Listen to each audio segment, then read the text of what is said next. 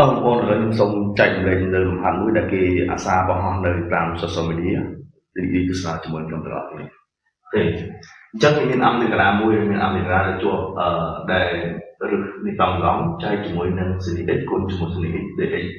ចឹងនេះជាប្រភេទអមេរិកានៃត្រីកោណមានអូខេអញ្ចឹងរីក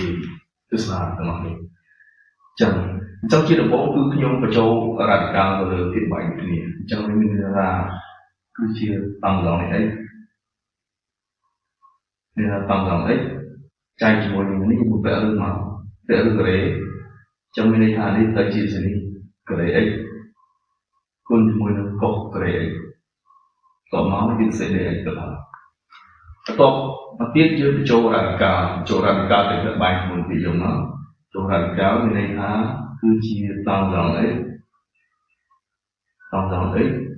ចែកជាមួយនឹងសនីក្រេអីគុណជាមួយនឹងកុសក្រេអីតមកនេះដែរអូសុខគឺអមេរិកាជាអមេរិកាតមកយើងបាយតាមស្មៃគឺតាមស្មៃជាមួយនឹង CDX នៅលើកុស CDX មែនទេចឹងវានឹងគុណជាមួយនឹងគុណជាមួយអានេះយើងធម្មតាមកគុណនឹងមាននៅលើ CDX ក្រេ x គុណជាមួយនឹងកុសក្រេ x នេះដែរតបទៅយើងស្រួលCDX មួយចេញយើងបានអន្តរការអញ្ចឹងសល់អានេះមួយអញ្ចឹងយើងសរសេរមកយើងសរសេរ dx មកសរសេរ dx នៅលើរឹសក្រេនៃនេះកុសក្រេគុណមួយកុសទៀតទៅកុសស្វ័យគុណ3មែនទេទៅជាកុសស្វ័យគុណ3 x គុណជាមួយនឹង sin x នេះនៅ sin x យើងសរសេរមួយយើងសម្រួលបានទៅដល់ sin x ម្ដងនេះគឺយើងទាញយើងបញ្ចេញ radical វិញប៉ុន្តែបញ្ចេញ radical ខ្ញុំសូមបញ្ចេញជា cos ស្វ័យគុណ4វិញ cos ស្វ័យគុណ4គុណជាមួយនឹង sin x នៅលើ cos sin x វិញ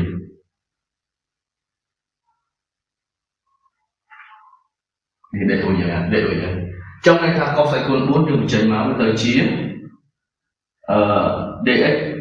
អានេះ cos ស្វ័យគុណ4ចេញមកទៅជា cos ក្រេ x គុណជាមួយនឹង sin x នៅលើ cos មានន័យថា sin x លើ sin x លើ cos មានន័យថាគឺជាតំសង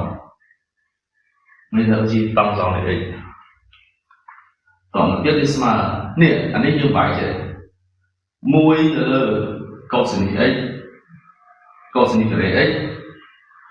គុណជាមួយនឹង dx នៃឬនៃតំសង x ឬតំសង x តែនេះមួយទៅលើ cos ក្រេមួយទៅលើ cos ក្រេនឹងគឺវាជា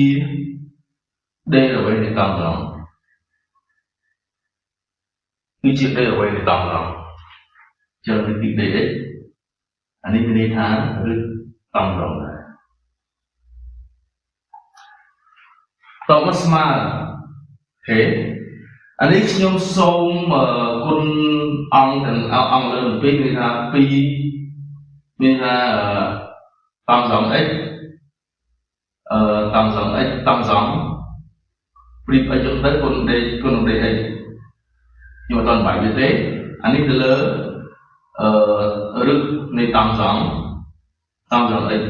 នេះខ្ញុំសូមគឺអភិបាយ2នេះគុណ2មានន័យថាអូខេត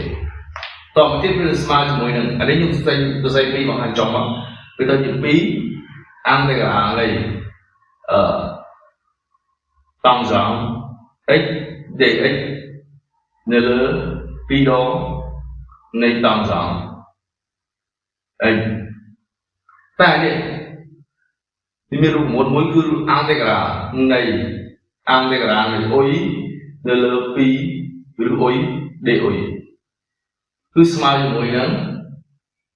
រឹសអុយណាអញ្ចឹង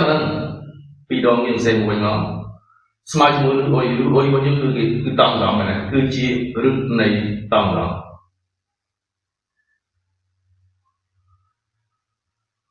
ពុកសេ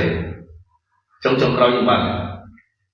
អង្គទីក្រាមយើងបាយចលមកចេញមកពីរឹតតង់ដល់អីពុកសេដែលសេជារបស់អិនសេជារបស់អីអាសន្ទុះ